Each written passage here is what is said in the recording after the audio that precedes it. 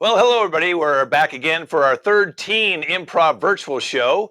I'm Ken Scobe. We have a wonderful cast. We're going to introduce them in just a moment now. Their cast today is a lovely cast of 7, I believe.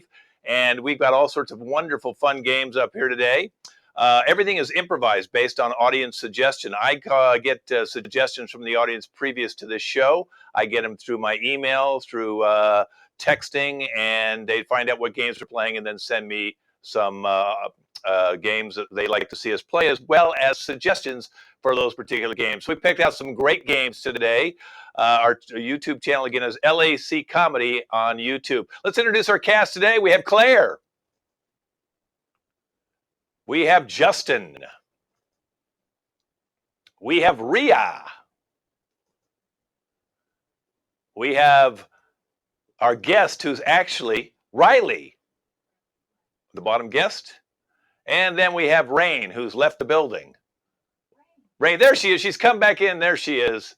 She comes and goes as she wants. And our host today is John Darden. And here he is, John.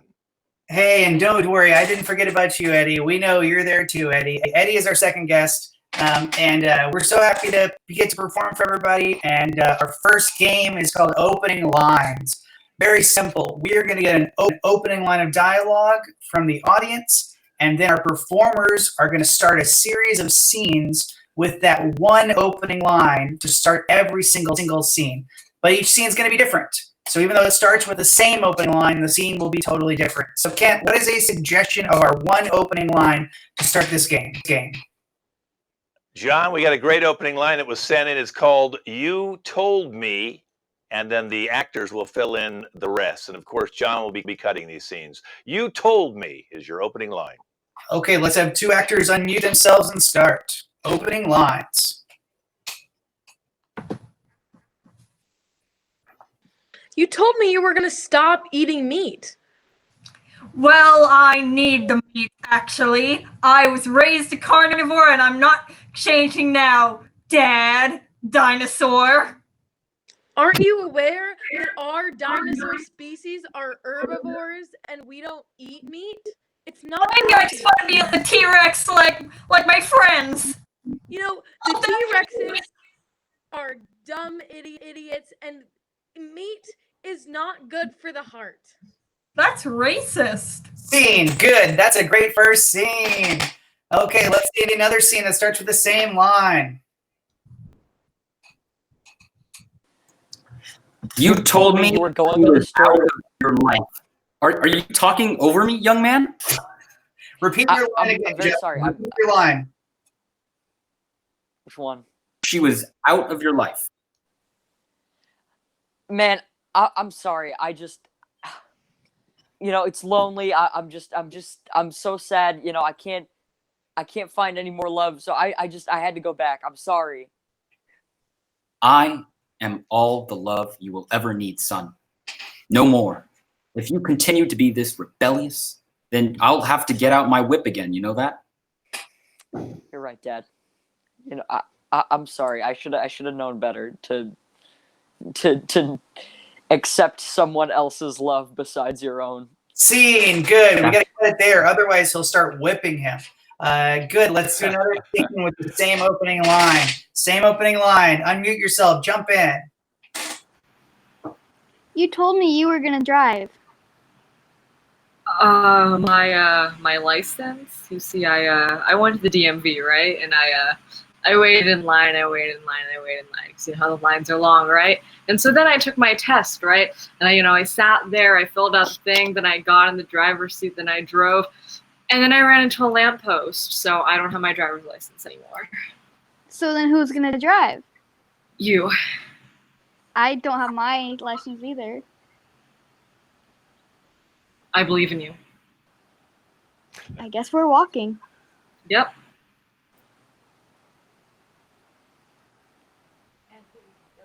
Oh, you don't have your, I think John was going to cut it, but he lost his mute. There you go, John. Oh, I was like, why aren't they reacting to me? Let's cut that and let's see if we can do one more scene with that line of dialogue. You told me you were the president. I didn't think you meant the president of the book club. I am indeed the president of this fair book club. And let me tell you, You're let me literally tell reading you, Junie B. Jones. Like, it's. Junie B. Jones is a fantastic book, and I will have you know that we are the only book club in the entire county who is reading this book. That's because it's for first graders. Now hold on, everybody in this fair book club has a very different reading level. So to be fair to those with a different reading level, like me, we are going to be reading Junie B. Jones. Okay, but does that mean I get to be first lady of the book club? No, you don't. But Scene. Okay, great. That is opening lines. Hey, give him a round of applause. Of course, I can hear your applause out there right now. Excellent, excellent. What a great opening game. Okay, this next game we're going to play, Kent, is called Handwriting Experts. So we've got Claire and we've got Eddie, and Riley is going to get a signature for us.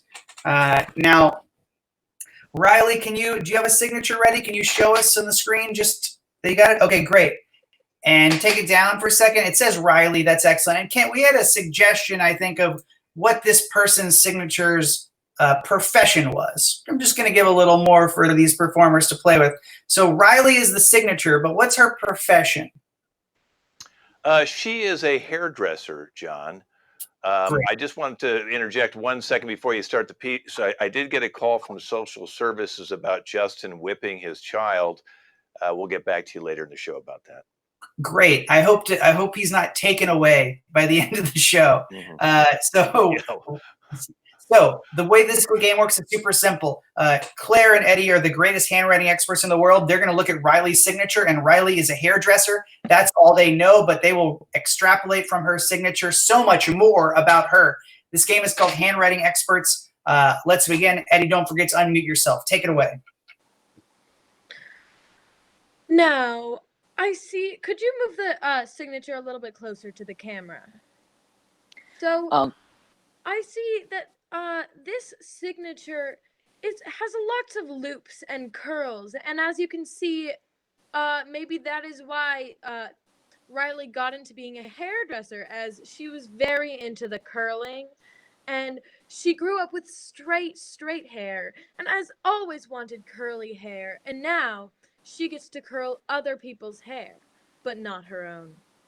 Exactly. That was exactly what I was going to say. First thing I'm noticing right off the bat is the straightness and the curviness of each of the letters shows us that, like little strands of hair, shows us that this was indeed the profession that she has always wanted to be in.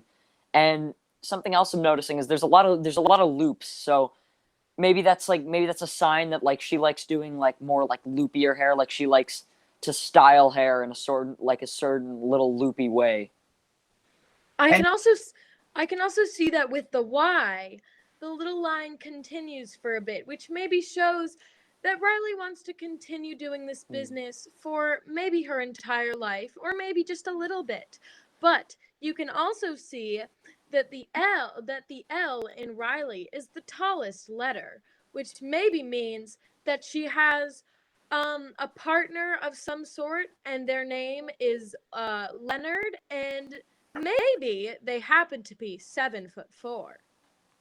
Interesting observation. Just another little thing I noticed about the end of the Y is that it's sticking straight out, almost like a loose end. So maybe this is like the loose end of the hair that she was never able to fix, just haunting her every day whenever she writes her name, and maybe the loop is like sort of in the L is like the loop that's meant to close up that loose end.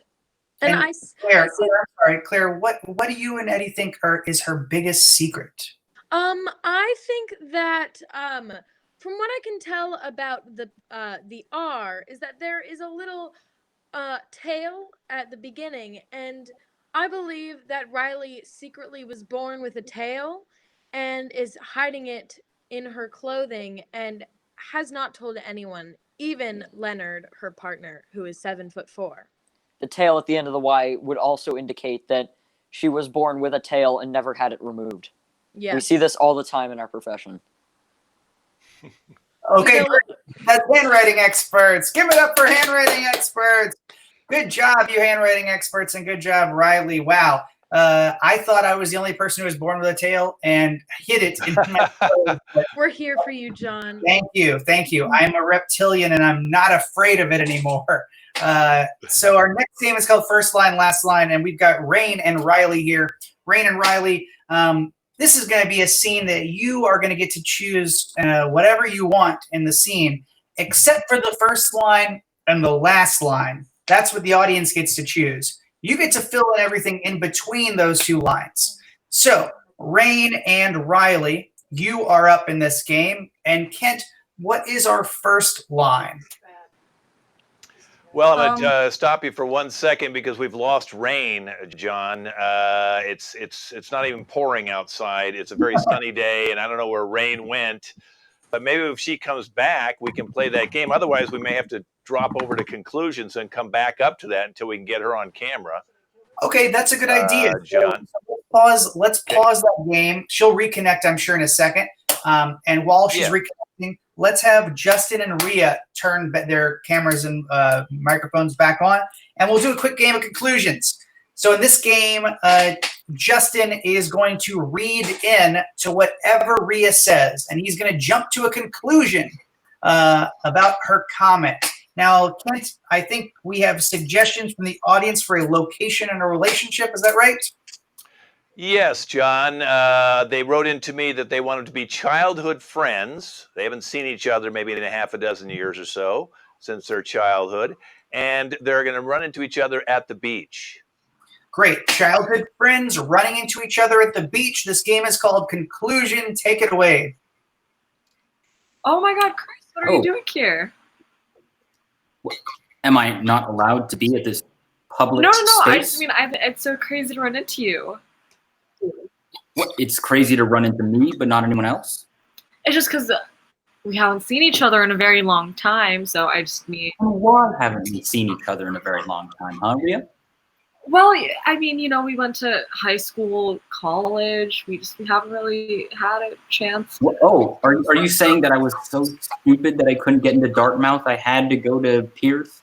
No. I'm not saying that at all. I'm just saying that, you know, we've been busy with school, you know, growing into adults. Oh, so I was too busy with school, but I couldn't get a social life? Really? All these insults. I'm sure that you had an incredible, very rich social life at wherever you went to. You couldn't even have the human decency to remember where I went. I apologize. You went to UW in Seattle. Really? You can't even, you can barely string a sentence together. That's how awful you are, really, Rhea. Oh wait, you know what? I'm very sorry. I just meant that it's really good to see you after all this time. It's we should stay in touch. It's really good to see you. It's really good to see. That is all. That is the most bland phrase I've ever heard, Rhea. Frankly, I wish we hadn't met at all. Do you prefer that we don't stay in touch? And now you're trying to covertly escape our recently destroyed friendship. I don't understand what it is you want. It's just, I haven't seen you in a very long time. I find it wonderful. I'm not easily understanding. Lunch. I'm not easily understanding. Talk about the past 6 years. Past 6 years? What, am I a different person? I am the same person I was 6 years ago, all right? And stop trying to say that I'm a worse off now. It's frankly really annoying. I'm not saying that at all. I'm sure that you're doing wonderfully now. I'm sure that you know, you graduated and you're you're working somewhere. Is that are you referencing my fast food job? I think that working in fast food is very noble.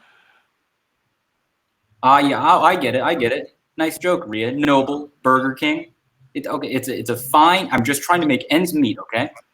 I'm sorry. I'm sure that that's very difficult for you. I didn't expect, you know, you'd have that job since in high school you were very work hard for my family. Oh, you have a family. Oh, I see. Well, see, I mean, I can't great. get a See, I family? didn't know any of this about you. And why don't you know anything about me, huh?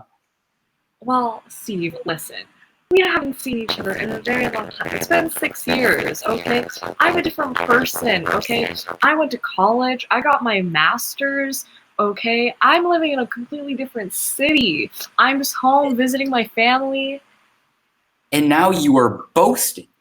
You are I'm not trying to demonstrating. boast. I'm just trying to catch you up on what's happened in the past couple years of my life, and I'd love to meet up and see how you're doing. I'm falling behind. And spoon, give it up for them. Cool. So everybody. John, I hate to cut in right now, but is someone farting? I mean, I'm hearing a lot of farting going on right now, and it's really kind of confusing me. It's happening. They're farting exactly whenever people speak. But it sounds like it's resolved itself. Just everyone, make sure you stay on mute whenever you're out of the scene. But that was super funny, and I like that the Burger King nobleman was trying to quote make ends meet. Very apropos to his profession. So now I'm going to ask Rain. Are you able to connect your video? If you can allow the sun to go behind the clouds for just 1 minute, I believe that I will be able to connect. Okay, so you're not able to this moment. I need to rejoin. Okay, well let me just jump to radio callers and then we'll come back to first line last line when you can connect. So this game called Radio Callers is very fun and very simple. I'm a DJ and I desperately want to talk about a subject matter, but all my callers seem to want to talk about a different subject matter. So Kent, from the audience, what is the subject matter that I, the DJ, want to talk about, and what is the subject matter that my radio callers all want to talk about? Well, John, I got some suggestions. You know, a lot of people are moving out of cities right now to the suburbs, or the burbs, as you want to call it. So your subject is, should I move out of the city and move into the suburbs or countryside or the mountains, someplace other than the city? Should I move out of the city? And the callers are going to kind of sidetrack you because all they want to talk about is video games, old games, new games, things coming out, video games, John. Okay, fantastic. So moving to the suburbs versus video games. Those are the two topics. Great. Let's start this game. It's called Radio Callers. Hey, everybody. Welcome back. I'm Jazzy John. And as you know, I am super excited because today we're going to talk about urban sprawl and moving to the suburbs. People like to take their house and their family and bring them to the country. And I know you want to call in right now and tell me all about your suburban lifestyle. So if you want to talk suburbs and move into the country, call in right now, 1-800-JOHN-JOHN. And we have one caller. Caller number 1, you're on the air. Ring, ring. Yes, hello. Hey, so I really like your idea of moving to the suburbs right now because I've really been researching it because it just really reminds me of my favorite video game, Minecraft, and how there's so much more nature and grass and trees that you don't find in the city and you find in Minecraft. And so it's basically like living real world Minecraft, which is probably the coolest thing ever. Okay, well, thank you, caller number 1. I'm not really familiar with Minecraft. I don't really know how that fits in with moving to the suburbs, but I appreciate the call. Let's stay focused on moving to the suburbs. And caller number 2. Ring, ring, ring, ring. Why is it ring? Caller number 2, you're on the air. Hello, hi. I was listening to your show the other day, and I was just wondering, you were talking about moving to rural areas, and I was just thinking, I'm not a very educated person myself, but I was wondering if by rural you meant like out in the countryside, like in that video game that came out a few years ago, Stardew Valley. You know, you gotta like make a farm in a little town. No, I don't. I have no knowledge of Stardew Valley. Oh, okay. Well, I was just wondering because I didn't know what rural meant until the other day, and I was thinking that was like like the countryside, like that. Yeah, That's what it means. Okay. Okay. Thank you, caller number 2. Appreciate that. Everybody, I really want to have an active discussion in the community about moving to the suburbs and the country. And I'll be honest with you, I don't know much about video games, so don't bring them up. Caller number 3, you're on the air. Caller number 3. We have John. We have Claire. Claire coming from Claremont. Claire from Claremont. Claire from Claremont. Let's see. I know she'll be on the line when I hear the ring ring. There she is. Ring ring. Hello, Claire from Claremont. Hi. So I've been playing a lot of Animal Crossing lately, and I think it's time to Nintendo switch it up around here. Okay, stop right there. Stop. Wait a second. Animal Crossings. That's a video game, right? Yeah, it's the best video game out there. Okay. There's a lot of animals in it. You're cut off. You're cut off. You're cut off. Delete. I'm sorry. You know what? Let's just go straight to caller number 4. Rain, caller number 4, you're on the line. Hello. Yes, I really think what you're doing is great, but what else is great is Animal Crossing, you know? Stop it! Please! Please, just stay on subject, please. Yeah, Animal Crossing. There are animals. That's our radio show for today. Thank you for tuning in. I'm Jack. Mr. Host, your audio. I can only hear myself and Animal Crossing. I quit. And that's radio callers. Okay, give it up for radio callers. And Rain making me doubt for a second that my audio had been off the entire game. Good. Now, Rain, it looks like your video is back, which means we can play first line, last line. So let's get Riley and Rain to come on up. Come on back. I know you can do it. I believe in you, Rain. All you got to do is press the button that says cam. And maybe we'll have to delay the game longer. Okay, so it looks like Rain's having difficulty coming back in on the video, which is fine because we've got another game lined up, and this game is called Cross Examinations. And I'm excited for this game, Kent, because we are going to replicate a courtroom drama. And so I need Justin, I need, believe it or not, Rain, and Rhea and Claire. So it appears as though I've backed myself into a corner again. Hopefully Rain is going to reconnect any second now. But because we can't, John, if she doesn't connect, I can be the judge if you'd like, and you can be the prosecuting attorney, which is what Rain was going to be. Okay. I've always dreamed of it.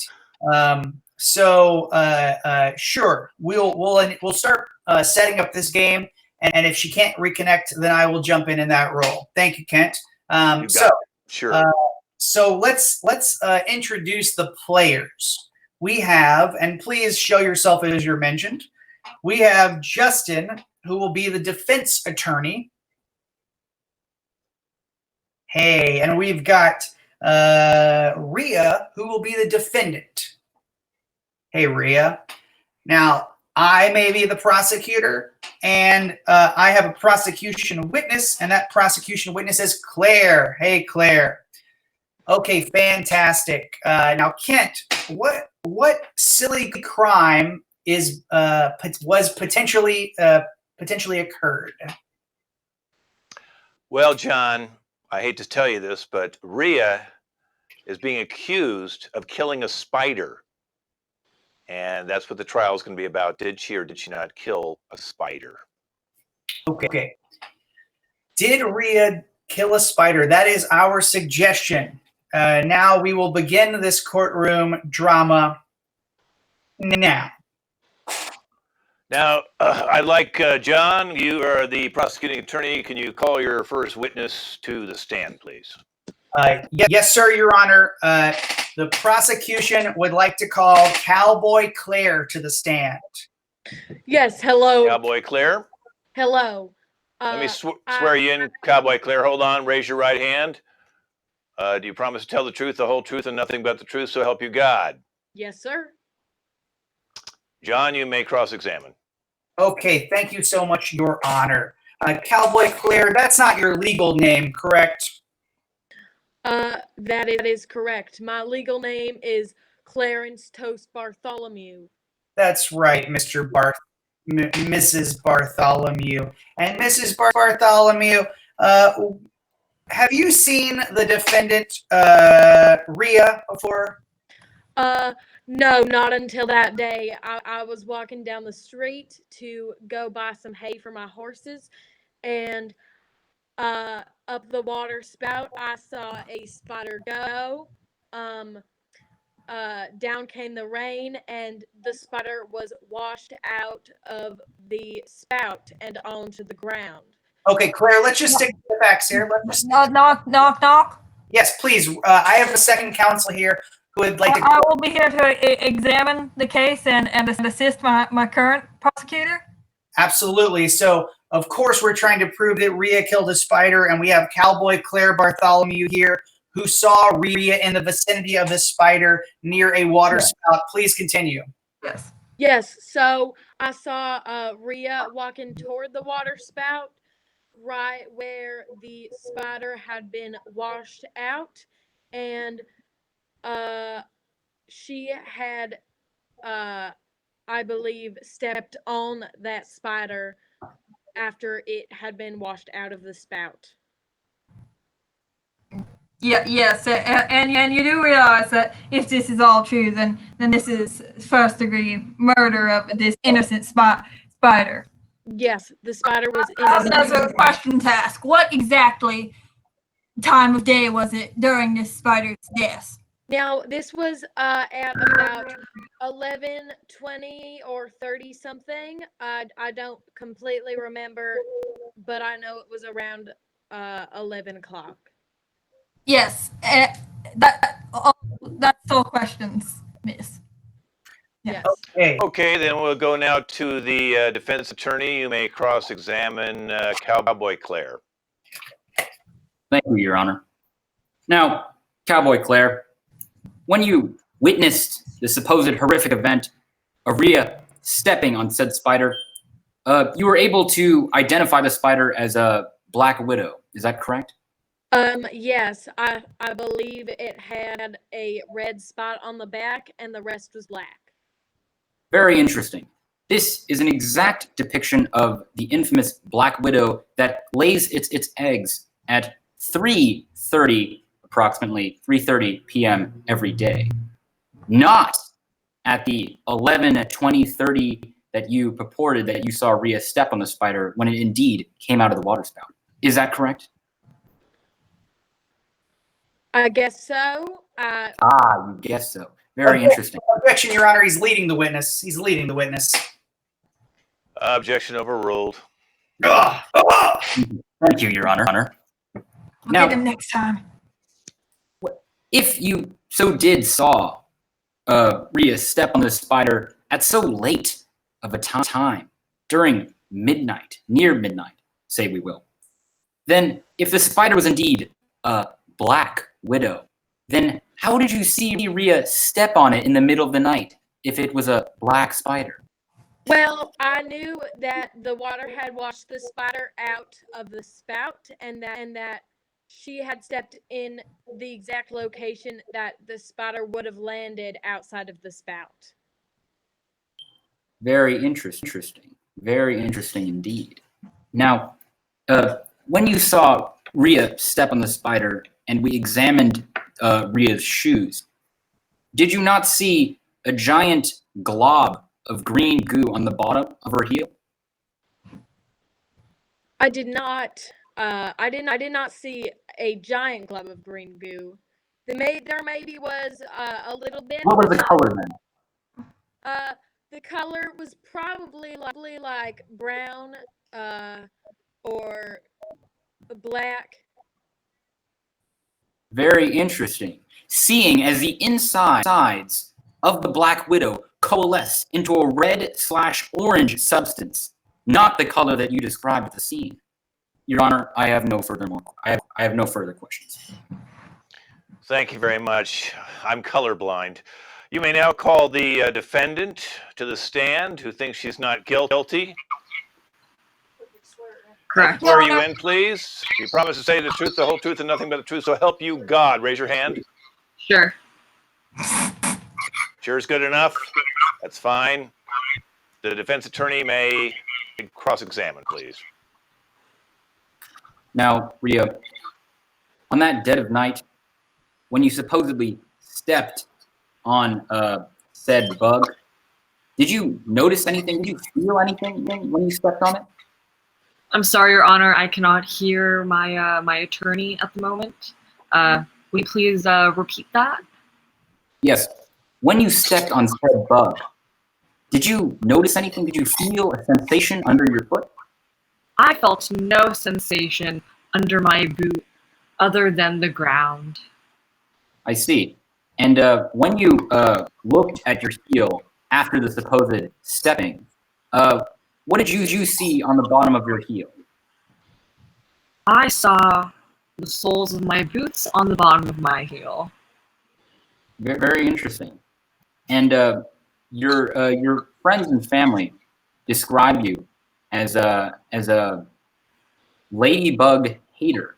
Is that true? I apologize, sir. Would you mind repeating that one? I object.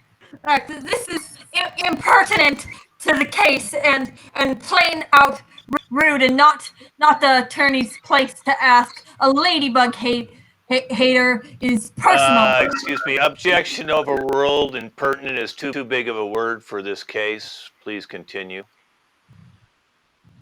And you were described as being almost racist towards said ladybugs, weren't you? I have no prejudice against ladybugs. I think the ladybugs are excellent people. I believe that they are worthy of equal rights as much as everyone else, along with daddy longlegs, flies, mosquitoes. I believe that all bugs are equal and should be treated as such. And yet, when you stepped on said insect, it was not a spider, was it? For its substance that was on the bottom of your heel was red, i.e. the color of a ladybug, not a spider. There was no remnants on the bottom of my heel other than the dirt I had picked up while walking through the field. Rhea, as your defense counsel, let me remind you that ladybugs are not protected under the Geneva Conventions, but spiders are. So, I if understand. you step on a ladybug, then no What one you would don't know is I'm actually a political science major, so this is something I'm very well aware of. Your Honor, I have no further questions. Your Honor, Yes, that kind of went on a whole different area for me. But let's go and the prosecutors, both of them may cross-examine the witness. I'm going to hand it off to my co-counsel here. And let me just say before I do, we really shouldn't even have to cross-examine the defendant because the defendant's counsel hostilely questioned the defendant, and the defendant could not even generate a singular alibi or alternative theory for her behavior. So really, we should all just pack it up and go home because... Yes, but Your Honor, I'd like to call Miss Claire to the stand once more for one more question in here. Go ahead. No, you have to actually take the defendant now and talk to the defendant first before you cross any other witnesses, please. Any questions for the defendant? Yeah. Yes, well, Miss Rhea, as your attorney said you had stepped on a ladybug possibly instead, but your alibi, your testimony states that you did not feel anything under your boot. This is very contradictory. So we must ask, what were you stepping on? Well, you see, I actually have a very rare disease that gives me extremely sensitive nerves on the bottom of my feet. And so therefore, every time that I step, I can feel the sensation and the texture of every surface my feet touch. And so therefore, I would have known if I had stepped on anything other than the gravel. Yet we still found the blood of a bug on your boot. And I believe that this evidence was falsely planted. Your Honor, and to my co-counsel, Rhea has just testified that she can sense any slight bug that she might step on. Well, prior to her testimony, I put 10,000 bugs under the seat that she's sitting on. If you can kindly raise your feet up, Rhea. Objection. The prosecutor is attempting to intimidate the witness via bug force. Your Honor, these bugs are harmless. Sustained. That's true. Oh, Well, I think I'm going to have to make a ruling on this right now. I've heard all your comments. I realize I'm wondering where you all got your license, maybe DeVry or something. I'm really concerned about the attorneys here in this particular program. You must be doing an online course.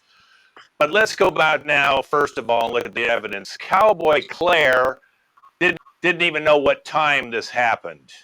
Cowboy Claire says the spider went down the spout. Now, how do we not know that spider was killed by this spout and not by Rhea's shoe, who Rhea doesn't know the difference between any bug, apparently. She doesn't know the difference between a color of the... Your Honor, I object. Your Honor, I object. You guys cannot object the judge. You cannot object the judge. I'm sorry. That is contempt of court. Prosecutor number 2, I'm getting you for contempt of court, and you're going to be seeing me on a sidebar later, and you better have a martini for me. Now, the other prosecutor, you need to go get a haircut, okay? Cowboy Claire, you need to go back to the country and identify the difference between what a spider is, because the red spot on a spider is on the stomach, not on the back, okay? So you people are completely incompetent idiots. Now, the other one, this defense attorney, I mean, forget him. He just is completely whacked out, okay? He started citing Geneva Conventions that don't even exist. This is fake news, folks.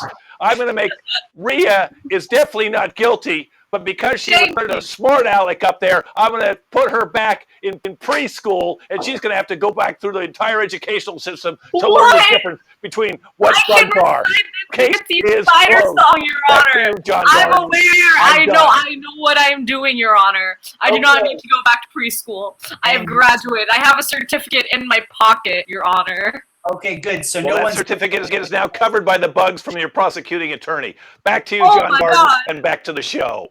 Thank you. That was cross-examinations. As you can see, the American legal system is not perfect, and oftentimes many parties walk away feeling very disgruntled. That's the first time I've ever seen a judge just attack everyone, including the attorneys, witnesses, and the defendant. But that's how the judges roll these days, and that's how we have to deal with it. Now, I see Rain is connected back, and I'm so happy to have her because now I'm finally ready to play first line, last line. Now, wouldn't it be funny if Riley couldn't connect, but she can, thankfully. It's been a long time, but it's finally here. Riley, Rain, everything has been building to this. It's not our last game, but at the moment, it's the one that I'm most excited about. Kent, what is their first line? Their first line, John, is I heard something. Okay. I heard something. And their last line? Not on my watch. Not on my watch. Great. So, I guess both the actors write those down so they don't forget them. Not on my watch. Definitely write that down. Okay. Great. Thanks, Kent. I heard something and not on my watch. Let's have a real quick Rain. What's the first line? Just remind us. I heard something. And Riley, what's the last line? Not on my watch. All right, we're going to see a scene. Those are the two bookends. Either one of you can start the scene with I heard something. It will end with not on my watch. This is first line, last line. Take it away. I heard something. What did you hear? I heard birds. Like outside or in here? In here. The birds, they've come inside, Mother.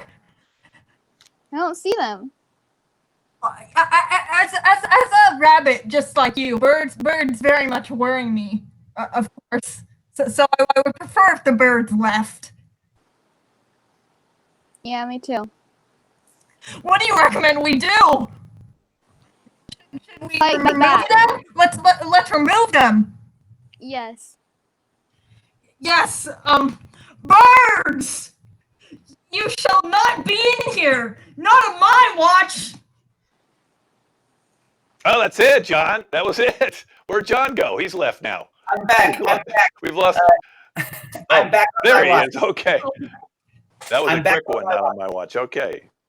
Ladies and gentlemen, that was the quickest first line, last line, but when it organically happens, when you naturally find it, that is how you play the game. Thank you, Rain. Thank you, Riley.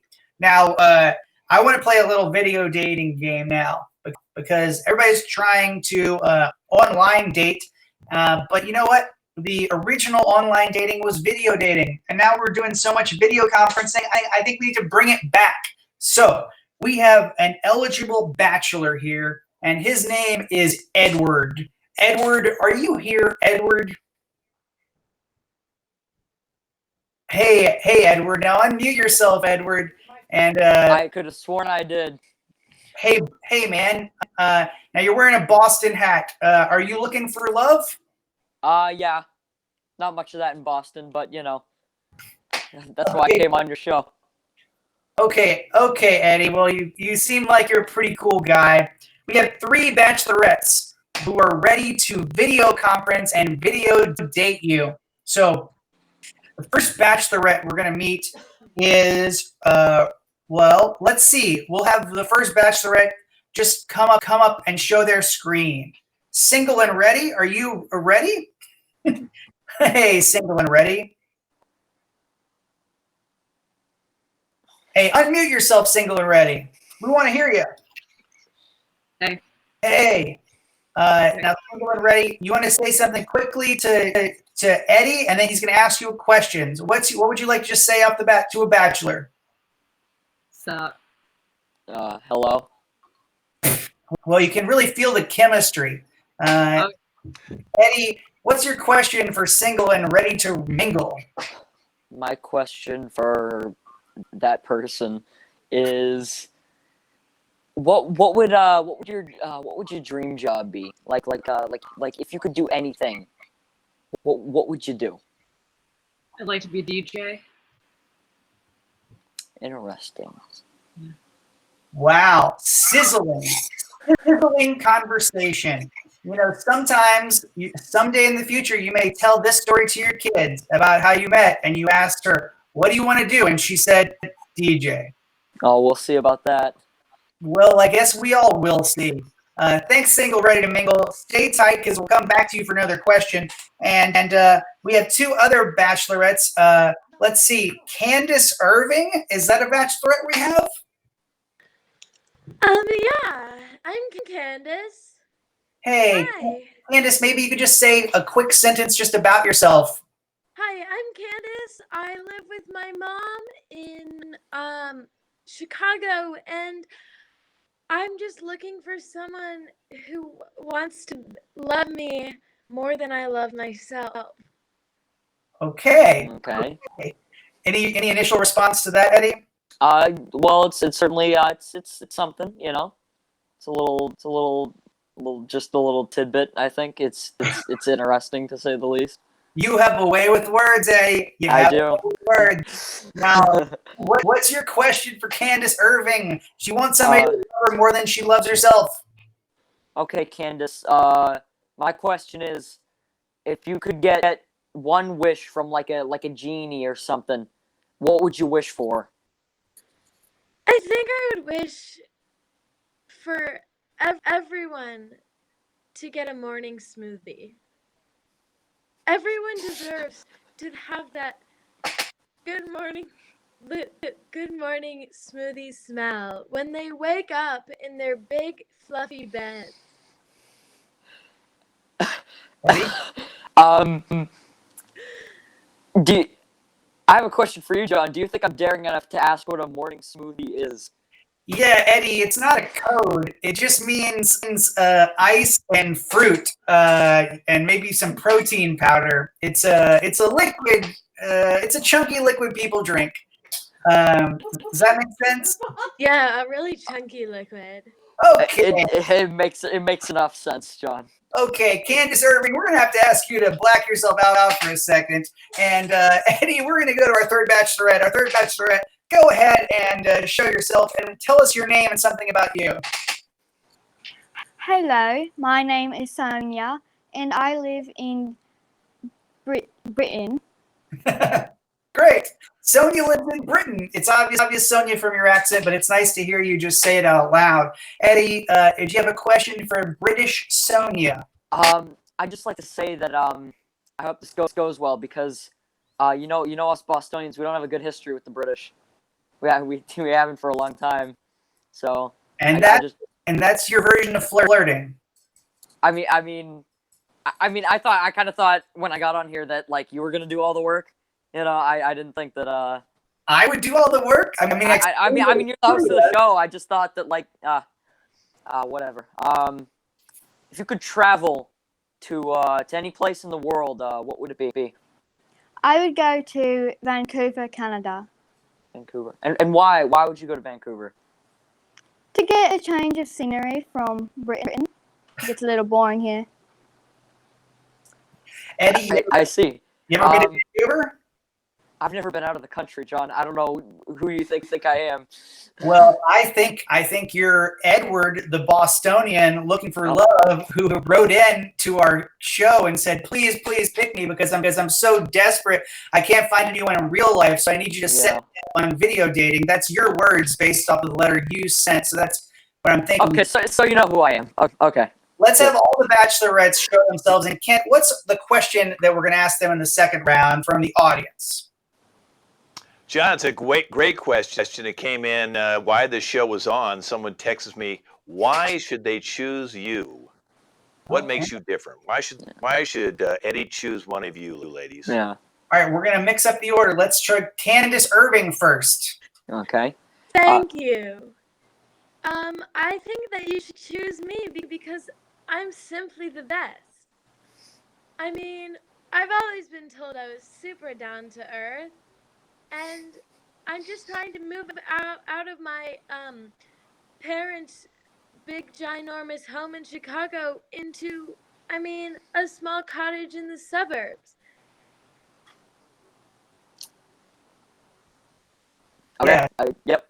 So Eddie, how do you feel about that? I think Candace is my favorite so far. Detroit is quite a lot like Boston, from what I've heard, except for like a lot of stuff. Is she from Detroit or from Chicago? I get those two mixed up a lot. I've never been to wherever those two are. Eddie, you said you never left the country. Okay. It's true you never left your hometown? I may have not left Boston at all. Okay. Well, you know what? You could leave Boston if you choose British Sonia. British Sonia, why should Eddie choose you? You should choose me because though Boston doesn't have a great history with Britain, you can rewrite history. Hold on a minute. I said Boston didn't have a good history with Britain. I didn't say that Boston didn't have a good history. But, on the other hand, I could get a visa to England. Okay. If I go this route. So Eddie, that's something to think about. You're mixed signals here. You're a little aggressive. You're a little defensive about Boston. And then suddenly you're flying out to England to see her? I mean, yeah, make up your mind. I mean, I did. Okay. Okay, Sonia. Maybe I misjudged you at first. Maybe. All right. Well, don't buy a plane ticket yet because we have to hear what Single and Ready to Mingle has to say. Why should Eddie choose you? Unmute yourself and tell us Single and Ready to Mingle. Oh no. Why shouldn't he? Okay. Now, I'm a little scared of that one, to be honest. Every time we've asked Single and Ready to Mingle a question, she's responded with a 1 or 2 word answer and then sort of grinned. You see, I mean, it's a tough choice. I don't think I'm going with Single and Ready to Mingle because I really don't want to get busted for associate drug possession or something like that. So, Okay, well, Single, Ready to Mingle, I'm sorry, you're out. She's so angry. Let's see, you got 2 left. Who do you choose? Candace Irving or Sonia? I think I'm gonna choose Candace. Yeah, my choice is Candace. Now I want you to tell Sonia exactly why you broke her heart, because it wasn't enough that your country in 1776 broke away from the British Empire, but now you've chosen to lead her on and break her little British heart. So what do you have to say to her? That's what happens when you make fun of Boston, baby. Woo! Okay, any parting words, Sonia? When I die, I will come back and haunt you. Okay, that's what my mother told me. And Sonia, you can go away and let's check in with Candace Irving. It's the person you chose. Candace. Hi. Hello. Hey, Eddie, real quick. Candace, anything you want to say? Oh yeah. My dad owns Burger King. See? Let's go! Okay, and that was video dating. That was a beautiful, beautiful ending. And I hope that they are happy together, and I hope the other bachelorettes find love as well. Now, I see next we have an opportunity to go to a return counter. So we're going to send a performer out of the virtual room. So Rain, we're going to have you mute your speakers so you cannot hear us. And when you mute your speakers, give us a thumbs up. There she is. I am now deaf. Okay, she's now deaf. Great. Now I need to see Eddie, Justin, and Rhea to come out. And Rain, can you hear me? Rain, can you hear me? Good. Okay. So let's see. When you're returning an item, Kent, what weird item or normal item is Eddie returning?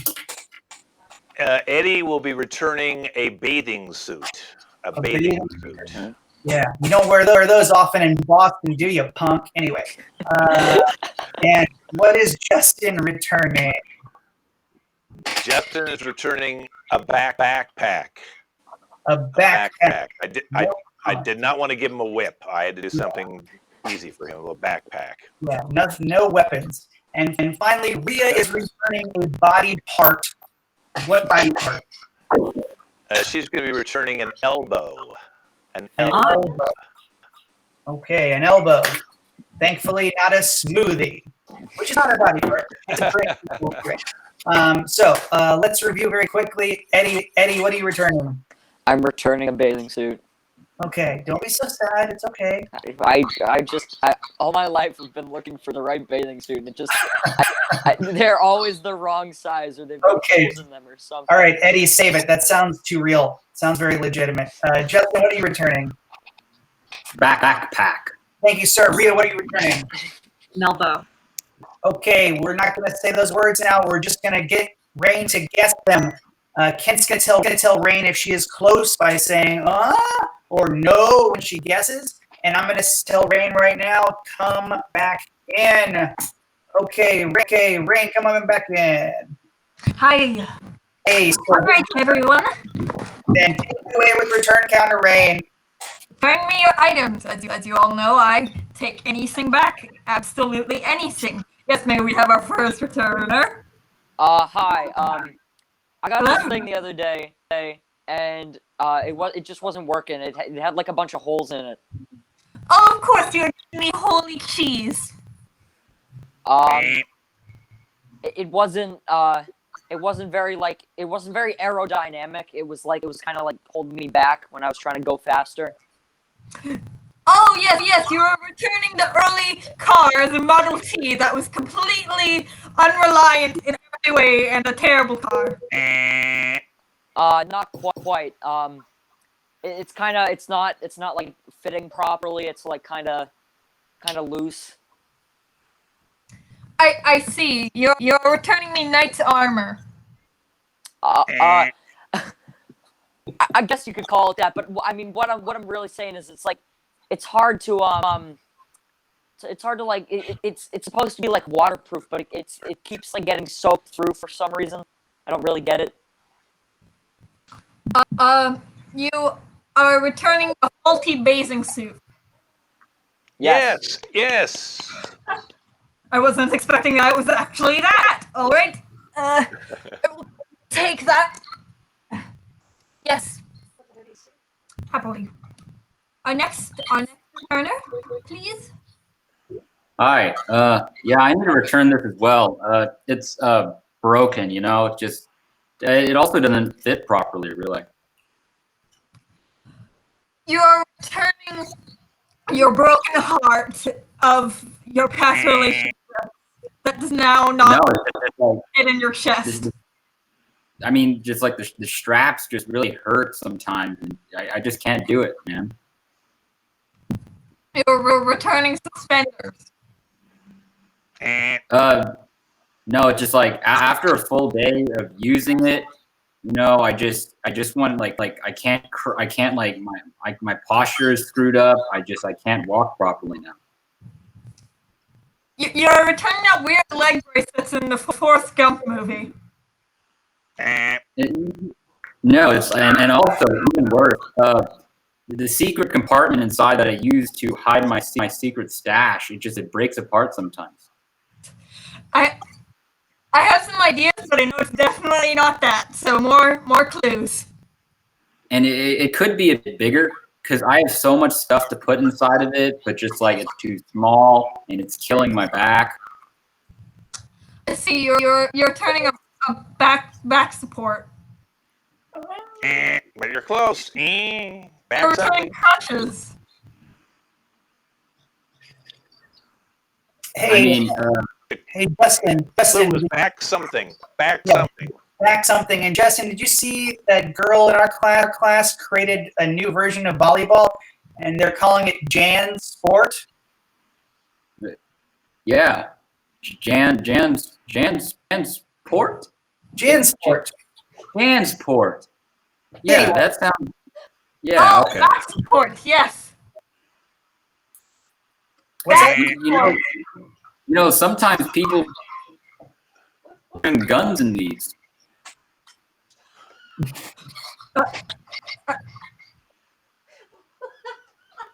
Hey, Justin, it's me again. Hey, I was just hanging out with Jan again, and she was telling me, you know, she's a violent person. She doesn't keep guns in hers. She keeps books and notebooks. Yeah, books and pencils. Oh yes, your backpack. Yes. Yay! Yay! Yeah. Leave it to Justin to put a gun in there. Oh God. All right. Hi. I'd like to return this item. It doesn't really do anything. You're returning your appendix. I just feel that you know, I was supposed to connect certain things, and I'm not feeling that connection. I was expecting more mobility. I see you're returning your arm ligament. The name was quite misleading because I thought that, you know, it would be a ribbon of sorts, and then, you know, it would spell out things, and then just ended up being not that, which is, you know, on you guys for false advertising. The name. Returning the funny bone. I'm not. However, it is not. I do not feel humorous as a result of the fact that this body part is not working. My humerus does not feel as it should. Yes. I don't feel humorous either. You are returning your spine. Your spine. I was expecting it to mimic my my other body parts that connect my body parts, and it just it's not doing that. You're returning your tailbone. I am returning a see, because I really did think it would be, you know, a ribbon and then it'd spell out things, but it's more of like a toe joint for like my lambs. You're returning your foot. Hey, Rhea, I was just over here hanging out with Jan, and I was playing Jan Sport, a version of volleyball. And to play that version of volleyball, I had to put some pads over that body part. Yeah. Yeah, I put some pads on that body part to play volleyball. Jan Yes, sport. turn your knee. Higher. Your elbow. Elbow, yay! Elbow, yay! Hey, That is correct. Which is the funny bone, right? Which is the No. Funny bone's like I don't know. It's like here, I think. I don't know. I don't. the elbow. I'm a doctor. I can say I went to medical school. course. I did residency, and Sorry, I didn't mean to overstep. Johns Hopkins. No big deal. That's why I'm here hosting this improv show for teens. So, guys, we have time, I think, Kent, for one more game with everybody. And that game is called Fun Fact. And all these performers are going to give you some fun facts about a subject of your choosing. Now, these facts are going to be 100% accurate. Take them to the bank, learn them, memorize them, and use them in Jeopardy because they absolutely will not be made up. So what is the subject? The subject that we can give some absolutely positively real fun facts about. John, the subject today is oceans. Oceans. Fun fact. The first ocean was named Poseidon because Poseidon is the true ocean god who created all oceans. Fun fact, God is not real. Fun fact, the Megalodon was actually a huge fan of anime. Fun fact, I don't like anime. Fun fact, the ability to speak does not make you intelligent. Fun Fun fact, fact, Japanese is a superior language. Fun fact, I am learning Japanese. Fun fact, konnichiwa. Fun fact. I believe it is best if we remain to speak in one language. Fun fact. I think it's important for us just to not speak at all. Fun fact. I think that's true. Fun fact. I believe that a Truth lack is of conflict does not drive the plot forward, including in real life. We are not driving forward God's story, which means that we are withholding the conflict by being too agreeable. Fun fact. Fun fact. If that were true, then 2019 would be boring, and it certainly hasn't been. Fun fact, it's 2020, not 2019. Whoopsie. Fun fact. It's actually 2012. Fun fact. The world She's is ending actually tomorrow. right. We're going by the Mayan calendar, then she is correct. Fun fact, the Mayans drank hot chocolate. Fun fact. We don't have to argue. This isn't a very similar game called Challenge. Fun fact, this game has already gone off the rails and it's only been a minute. Fun fact. And see, that was Fun Fact. Ladies and gentlemen, that's our show. These are our performers. Kent, we can call them out again one more time. Take it away, Kent. Yeah, our performers today were Eddie, and Rain,